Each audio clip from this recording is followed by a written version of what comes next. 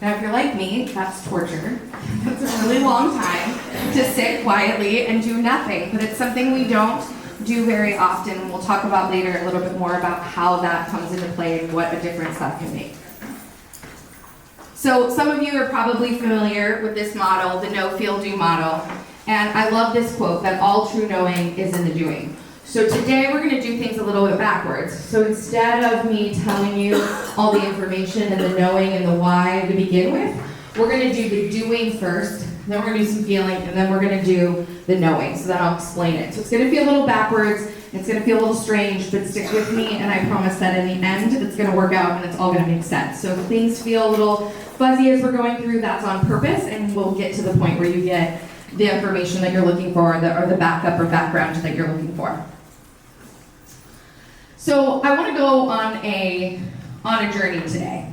I want us to take a journey together, and I like to imagine that we're going to take a journey up a mountain. So yesterday we went on a safari, today we're going to go on a journey up a mountain, and because the only way that I'm ever going to climb Everest is this way, is if we imagine it. We're going to climb Mount Everest. So if we're going to climb Mount Everest, and this is where we're going to ask for some participation and some involvement, so I'm going to ask you to shout out some answers and get involved a little bit here, so get ready for that, and let's do that because it'll make it way more interesting and way less boring if we do that together. So if we're going to climb a mountain, what do we need to do before we go on our journey? What are we going to do before we start trekking up Mount Everest? Yeah. Pack, yeah. What else? Train. Right, plan, yeah, we've got to prepare. We've got to do all of those things that get us ready to climb the mountain, that get us ready and in shape and all the things so we can make it to the top. What state do we want to be in when we go to climb Mount Everest? Say it louder. Healthy. Healthy, yeah. 2.5 minute breathing state. Yeah, 2.5 minute, yeah, absolutely, 2.5 minute breathing state. Strong. Yeah, I mean, ideally we want to be at our best. We want to be at peak performance. We want to be performing in the most optimal state we can so that we can make it all the way to the top of Mount Everest, right?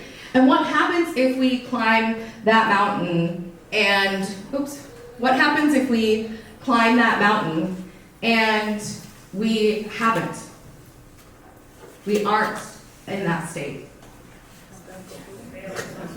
Yeah, we're not going to make it, right? I mean, people die on Mount Everest all the time. Even trained people don't make it. So you've got to be prepared and ready to go.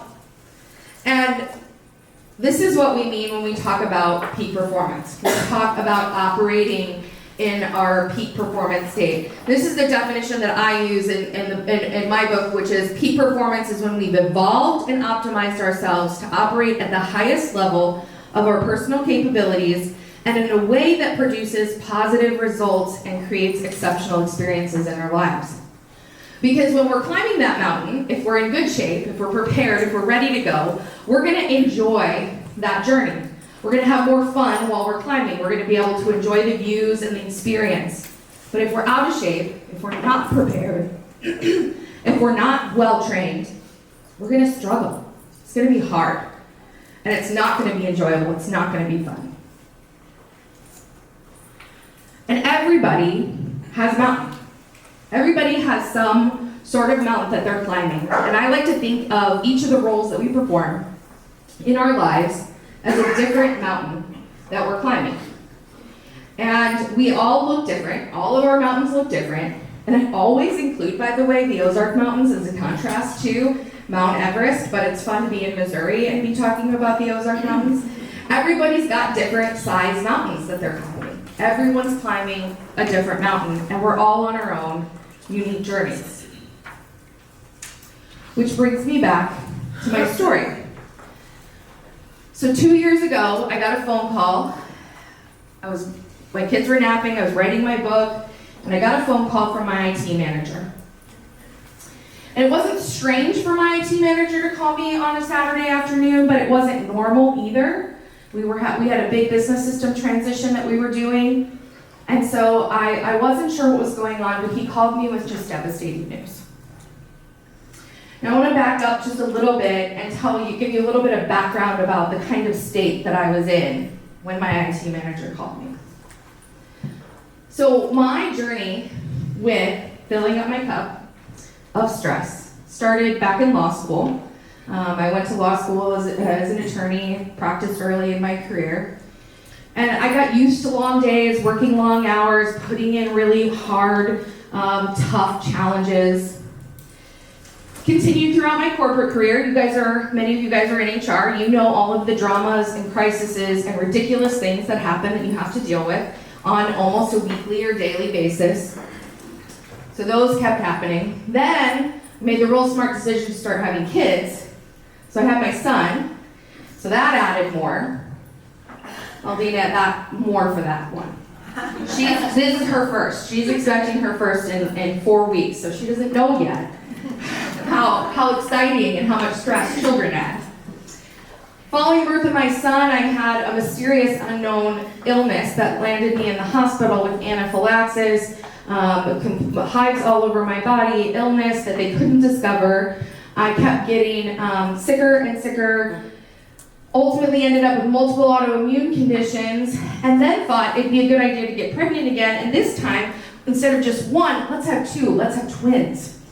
So I get pregnant with twins, and I have my twins, and my twins end up having a food protein intolerance that makes it impossible for them to tolerate dairy or any type of formula.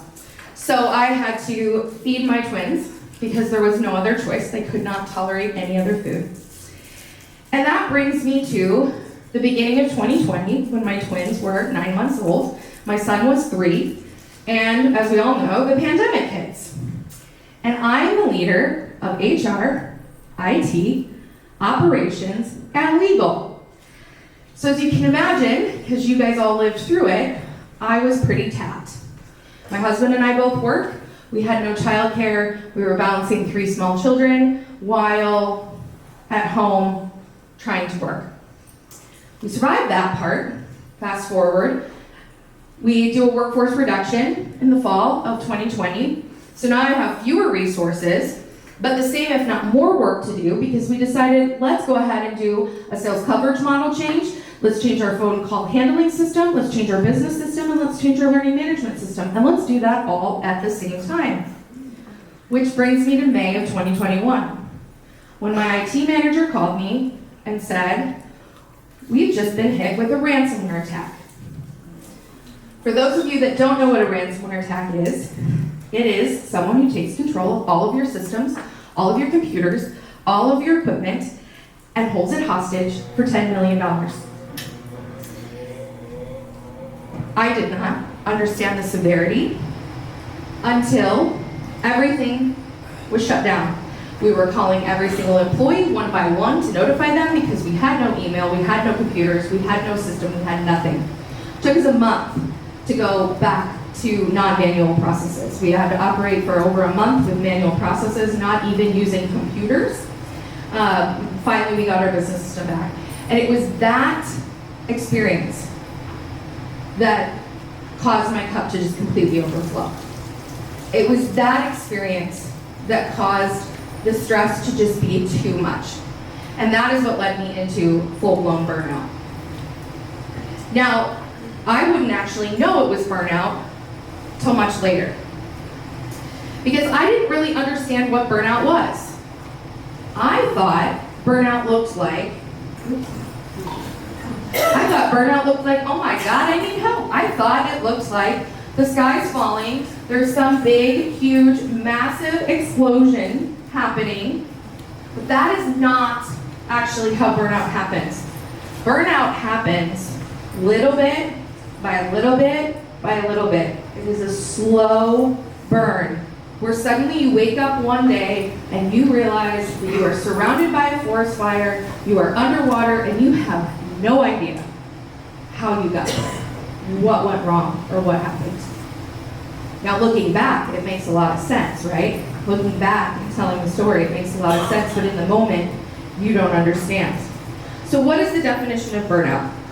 So burnout results from chronic workplace stress that have not been successfully managed, And it is characterized by feelings of energy depletion or exhaustion, increased mental distance, or feelings of negativism or cynicism related to a job or role, and personal and professional efficacy. So reduced sense of productivity, feeling like you're doing a good job, feeling like you're performing well. That was the state that I found myself in. And I couldn't understand why. Why was I in this state? Why was I feeling this way? Because we had done it all.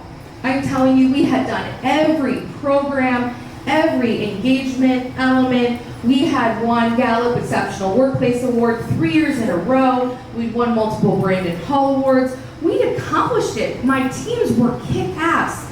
They were doing an amazing job. They did an amazing job through the ransomware attack. We were back up and operational within 3 days, albeit manually, but we were serving our customers. So what went wrong? My employees even surprised me with the Manager of the Year award by Gallup that year. How could I end up in burnout? How could the most engaged, committed HR talent management person end up in this state? So that sent me on a journey to figure out what went wrong, to understand what were the elements that I was missing. Because I was engaged, I was performing, we were doing all of the right things. What went wrong? What didn't we do right? Can you see what happened? This was my journey, and I wasn't prepared for the climb. I wasn't prepared to climb the mountain that I was climbing, to deal with the challenges that I was dealing with. I wasn't optimized or in the state that I needed to be in to get where I wanted to go. And the first thing I learned is that I wasn't alone. That in fact, as of 2022 now, 76% of employees experience burnout at least some of the time. So, because who wants to sit for an entire hour? Stand up if you've experienced burnout sometime in the last 2 or 3 years.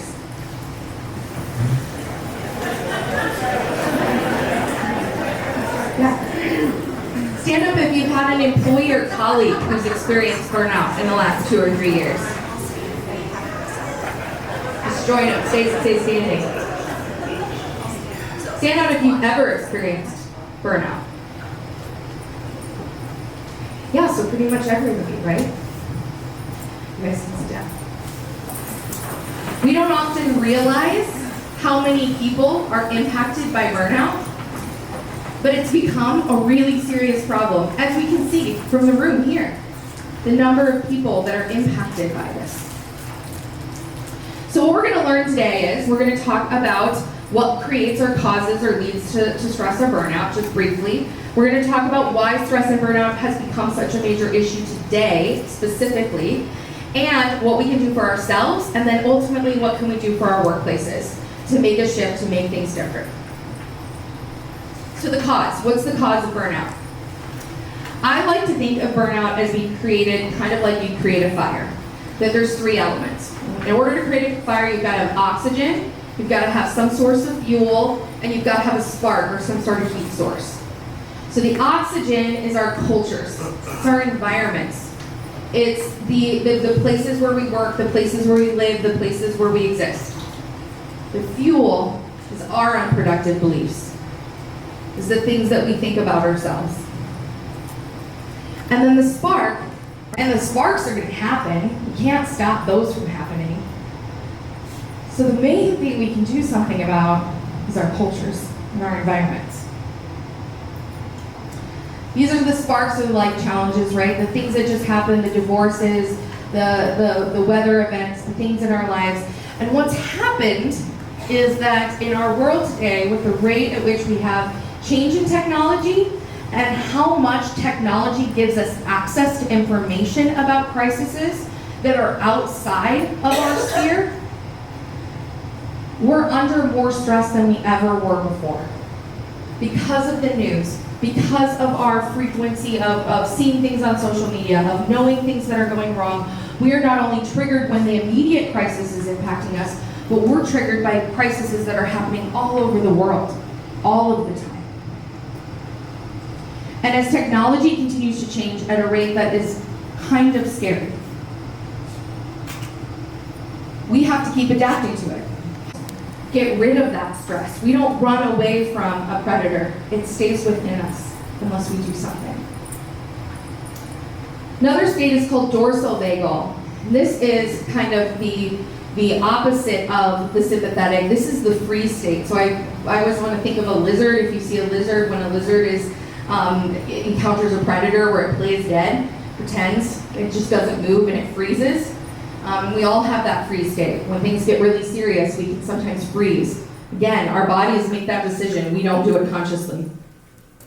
And then there's ventral vagal, which is at the top, and the best way to think of ventral vagal is just to think of children being happy, calm, experiencing joy. That is ventral vagal. It's that calm, coherent state.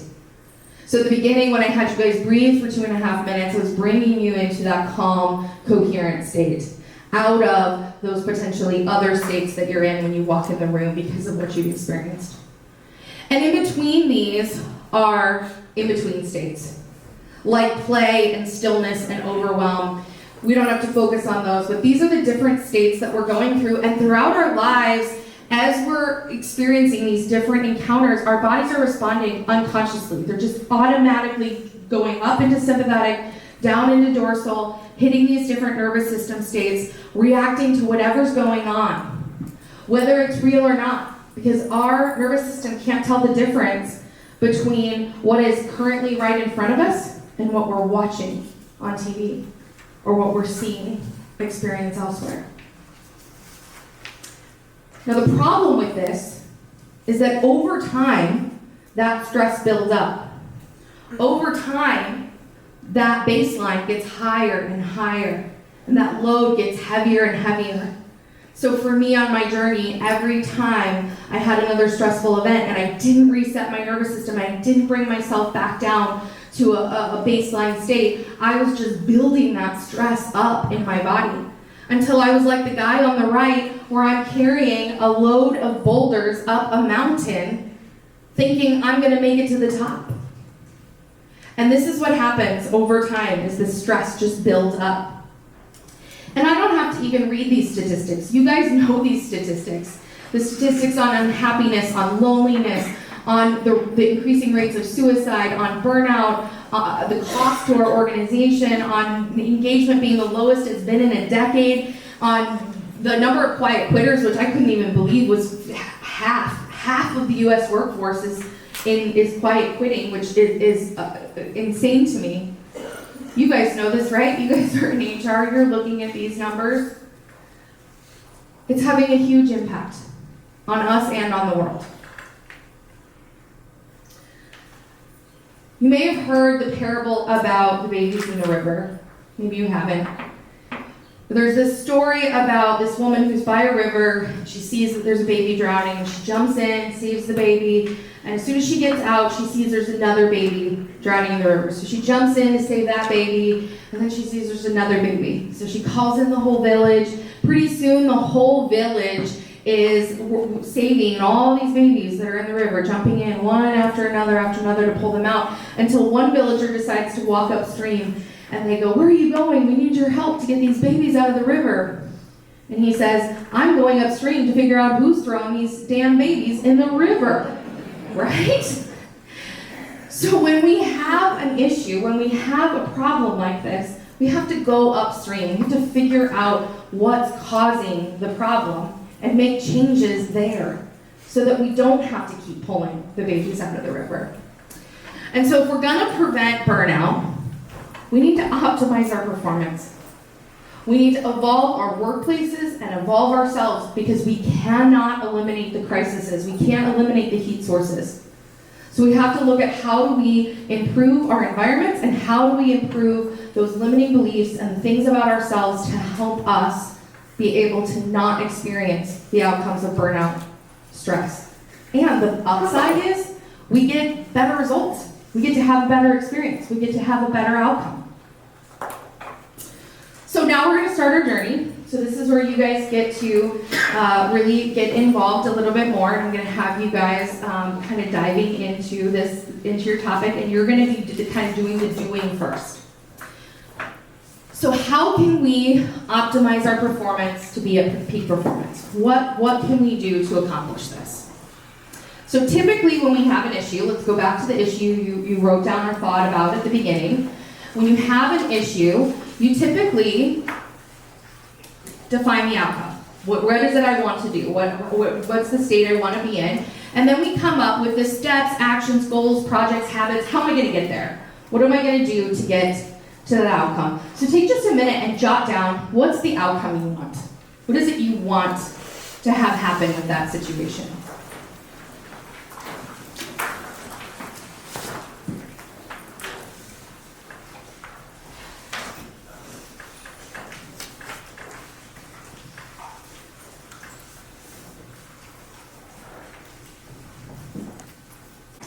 The first of which is that if we could get to that outcome, we all know how to do this, we probably already would have.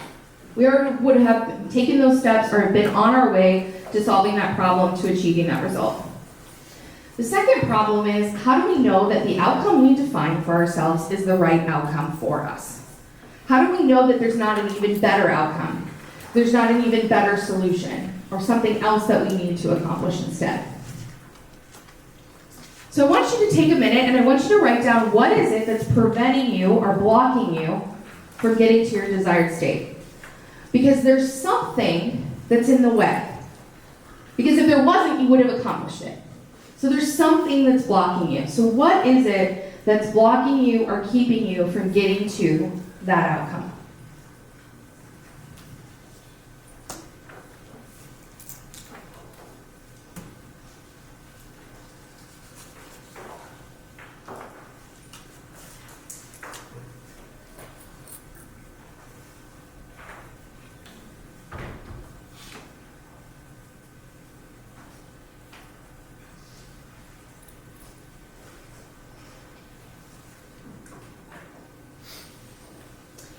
So together we're going to try a little bit of a different approach. So if your outcome or what you're currently experiencing is your results or the actions you're getting right now, what are the behaviors that are creating that result? What are the things that you're doing that are leading to that result? Just jot it down. What are the behaviors or the things that you're doing that are leading to that result?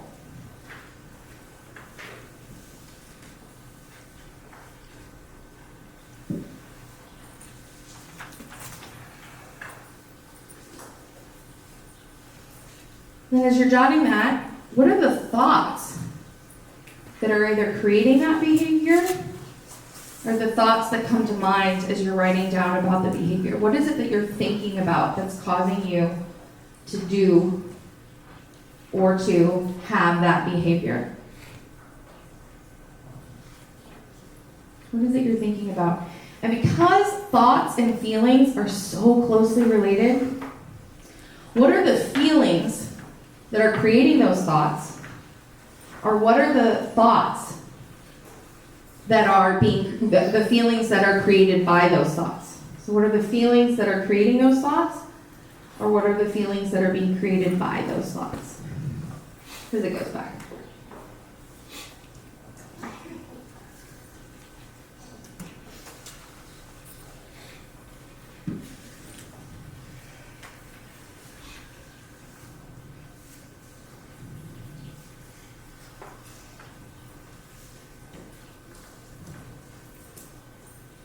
And then what is the root emotion that underlies those feelings? So things like sadness, fear, disgust, shame, surprise.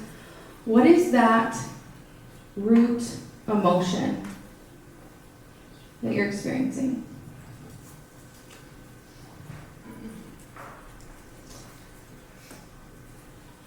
Now I'm going to ask you to do another really weird thing. I want you to just notice as you think about that issue, you may want to close your eyes for this, whatever feels comfortable. Where do you feel it in your body? Where do you feel energy? Where do you feel that issue? Maybe your head's spinning. Maybe you have tightness in your chest. Maybe your stomach's gurgling and you wish you ate breakfast. What do you feel?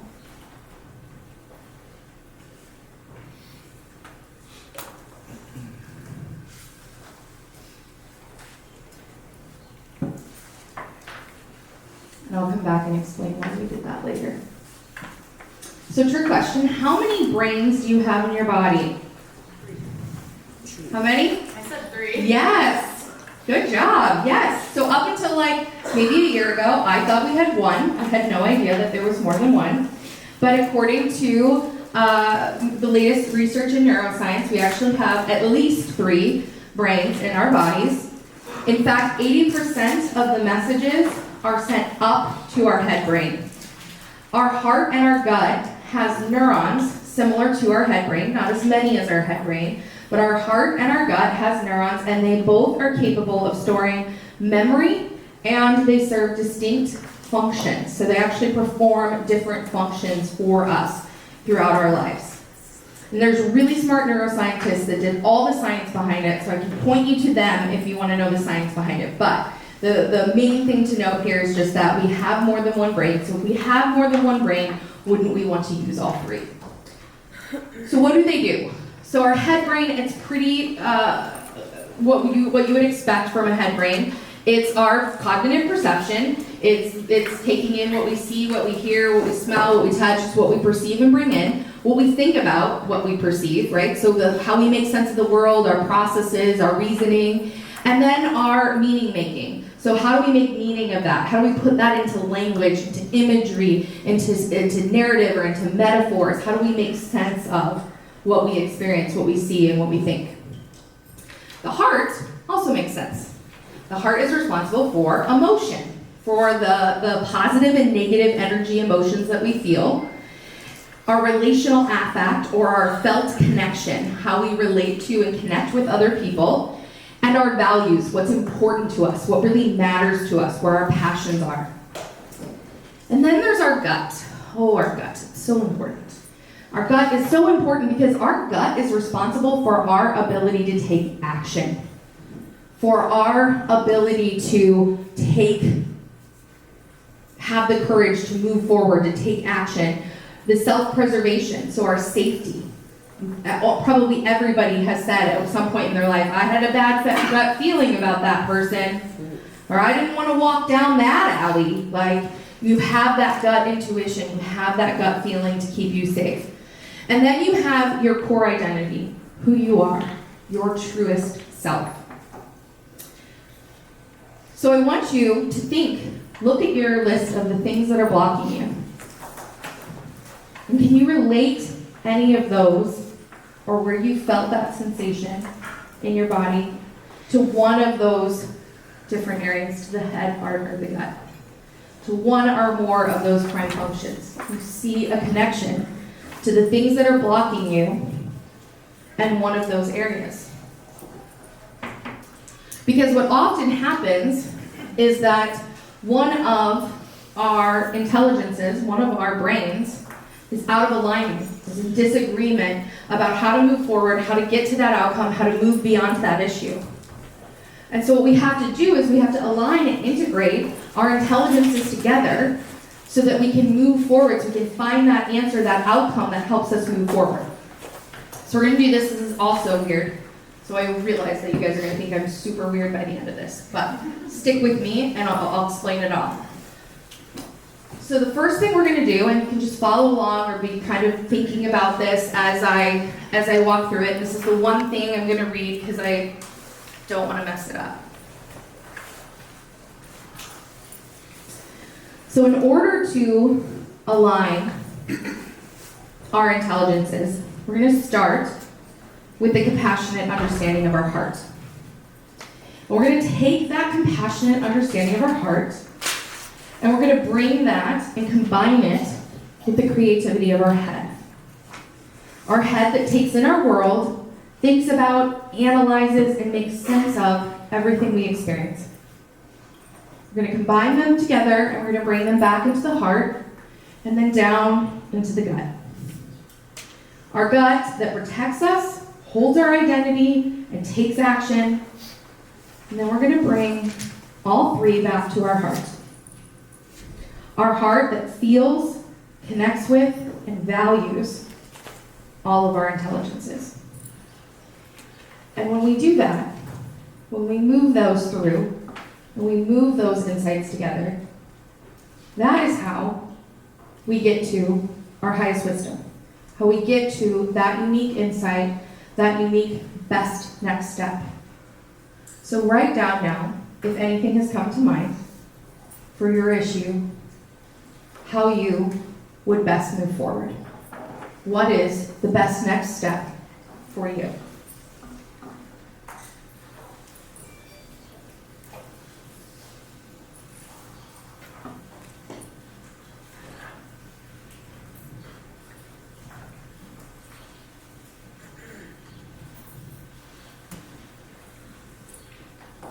What you've experienced here is what we call transformational growth. It's actually literally upgrading your neural pathways.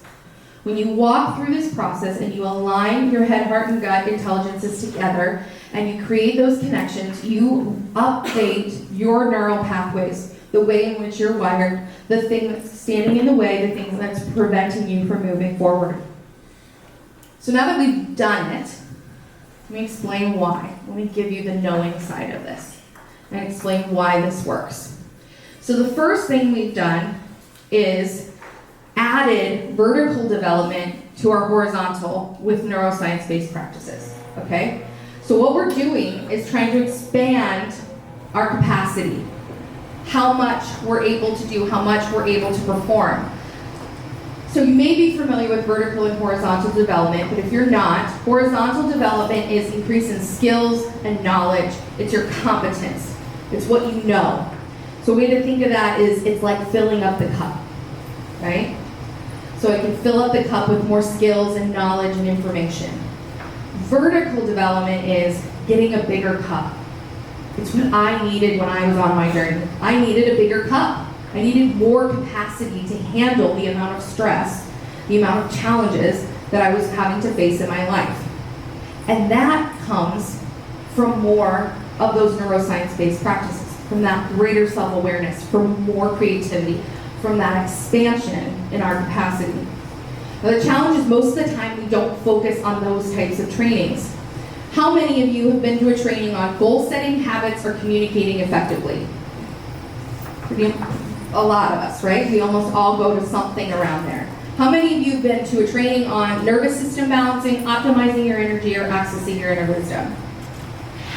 Okay, a few, not many, right? We focus on the horizontal side. And the more knowledge and information and skills we keep trying to give our people who are already at capacity, they can't take in anymore. Until they expand what they're capable of doing, until they expand their capacity, we can keep feeding them information all day long. It's not going to change their performance. It's not going to help my managers who, no matter how hard I tried, how much they wanted to give effective feedback or set clear expectations, couldn't seem to do it. Couldn't get themselves to overcome whatever limitation was holding them back. And we do this with this neuroscience. So back at the beginning when I had you do the balanced breathing, what we were doing was bringing ourselves into coherence. And one way we can measure our coherence is with heart rate variability. So you can see the two charts up there, on the right. The top one is when our heart rate is incoherent. So if you think about a heart rate monitor you've seen, our heart beats, but it doesn't beat at at the same rate. It goes up and down and up and down. And so when it's irregular, when it's highly irregular like that top chart, that typically happens when we're frustrated or we're in anxiety or worried, and it impairs our performance. It reduces our capacity to perform.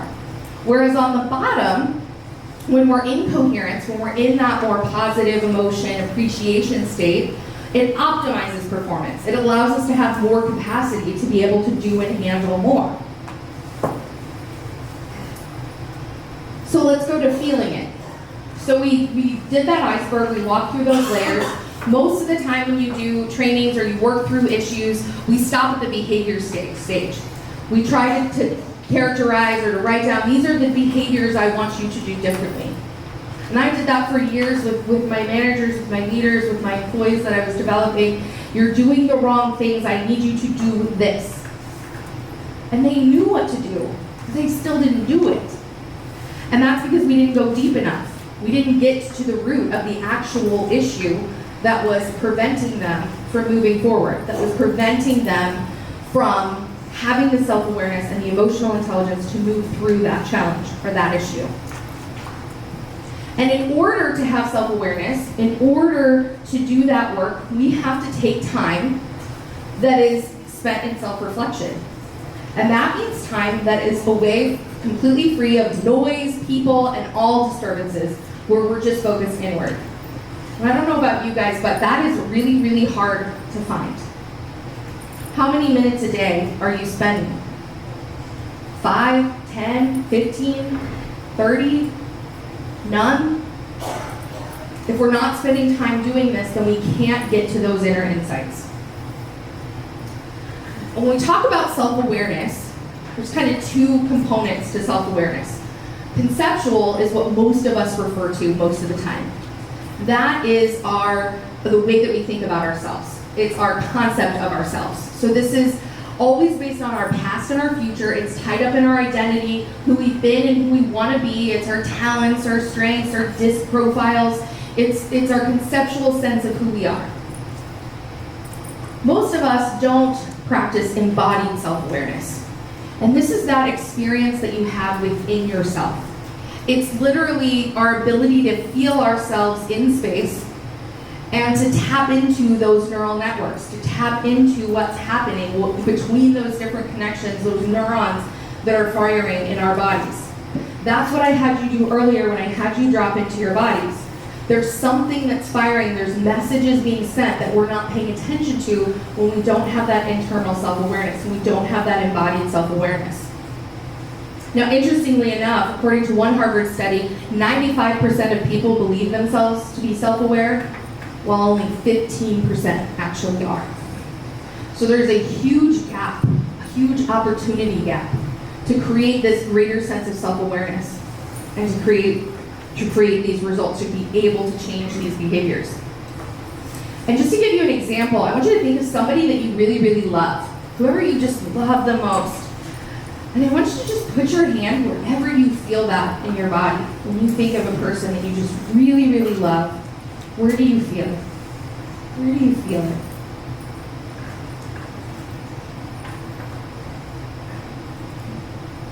And what happens is, our emotions are energy in motion. It's literally energy in the body. You can see from the chart on the right over here that when you experience different emotions, different parts of our bodies light up in different ways. And so when you think of someone you love down on the bottom, one over from the left, that's love. So it's in our core. It lights up because we feel it. We connect with it. That energy gets released in our bodies. But most people struggle to name feelings and emotions.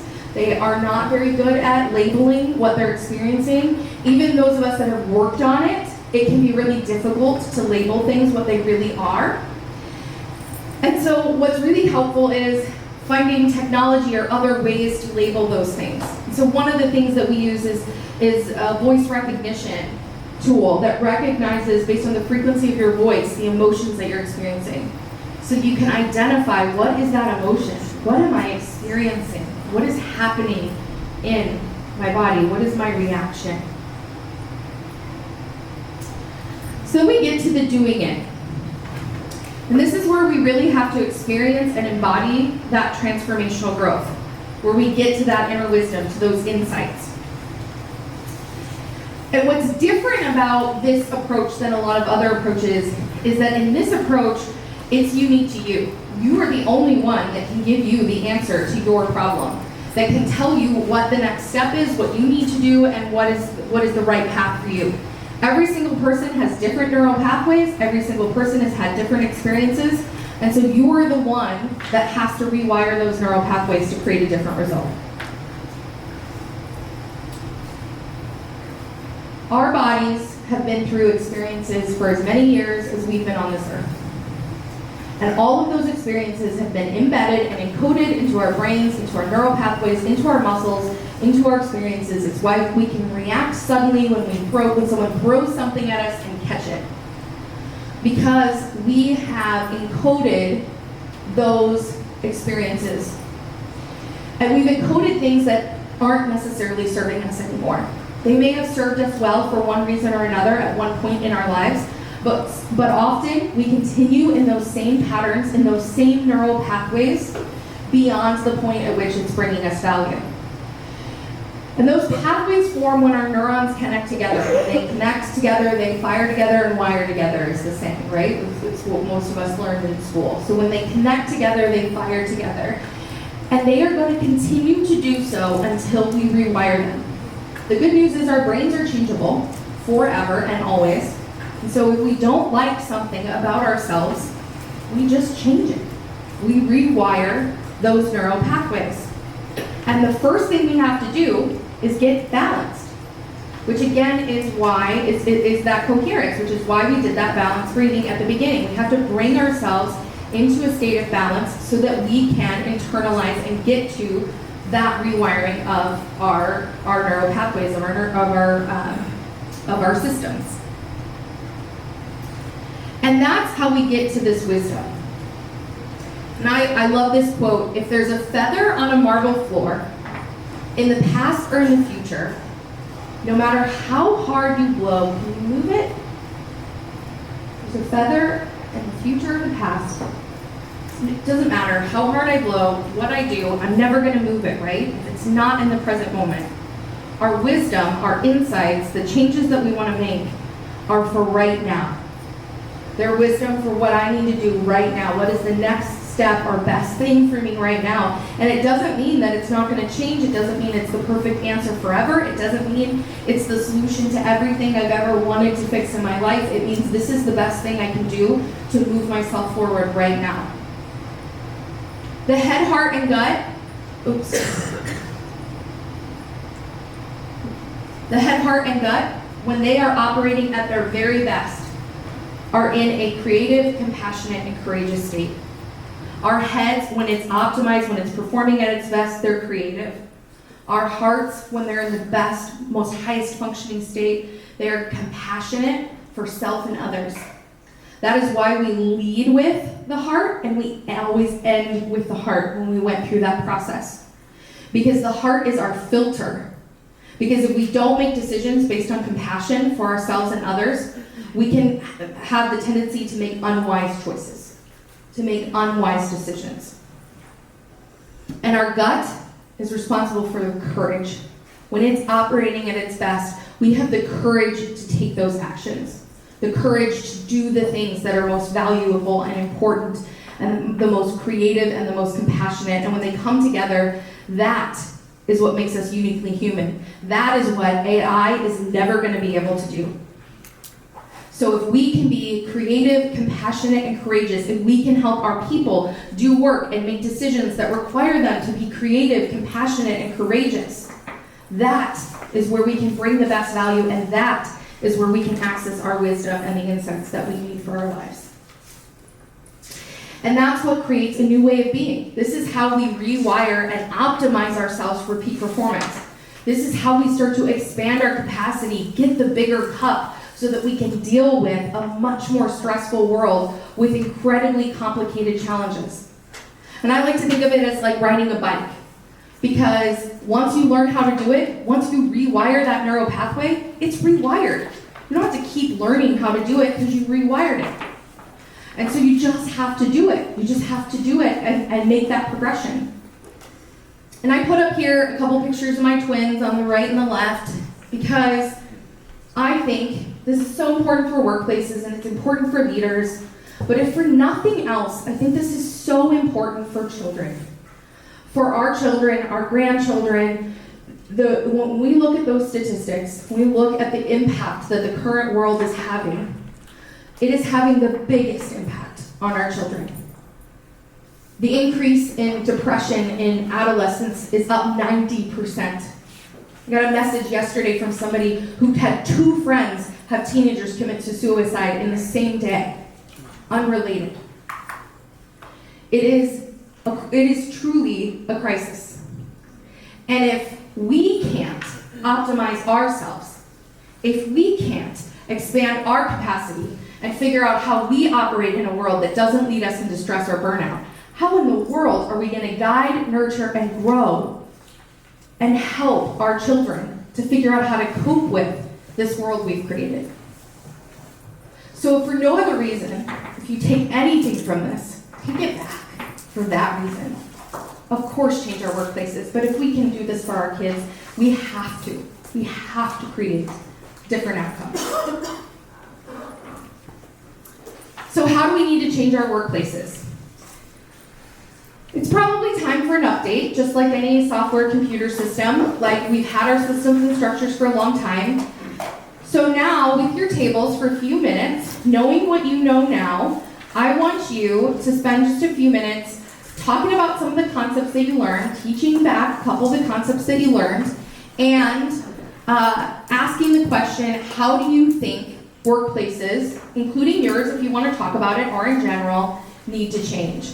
I'm not going to ask you guys to report in or to give me that information. If you want to share it with me, I would love to see what you come up with, because it'd be great to start to put that together into something. So if somebody wants to capture it and bring it over to us, I'd love to see it. But just spend a few minutes, 5 to 10 minutes or so, I don't know how much time we have, but maybe 5 minutes, and talk with your table and do those two activities.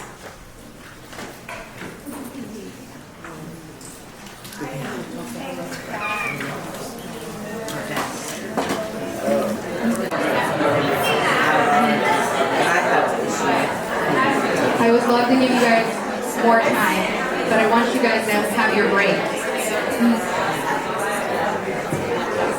So wrap up so I can.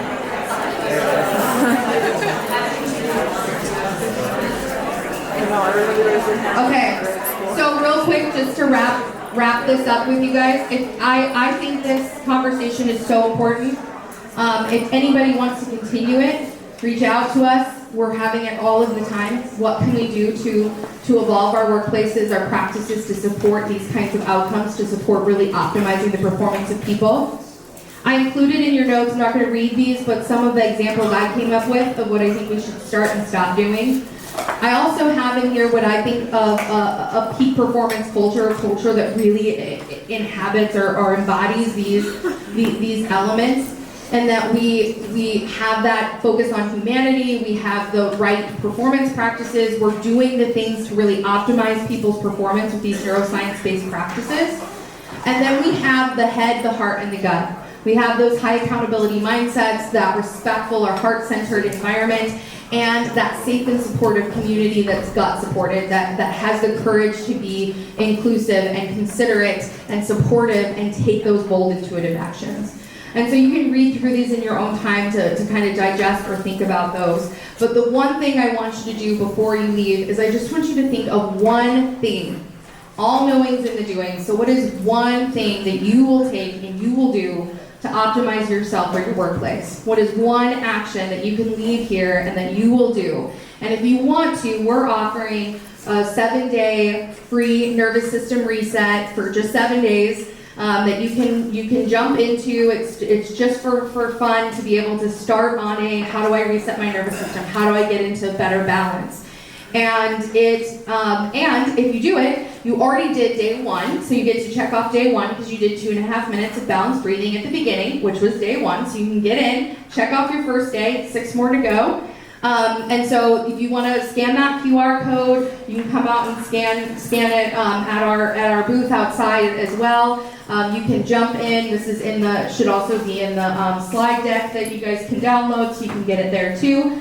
Jump in to the nervous system challenge. We would love to support you in that way and continue this conversation in any way that we can. And I want to also offer, if anybody wants to try out the Vibonics, the emotional intelligence technology, we decided last night that we would offer everybody a month free of just using it if you want to just try it and see and get an experience of it. So come over and see us and we'll get you set up so you can jump in to use it, because we just think it's so important and it can make such a difference. So anything we can do to help support you all in your journey and what you guys are dealing with on a daily basis, we want to do. So come see us, and thank you guys so much for all of your time. I really appreciate it.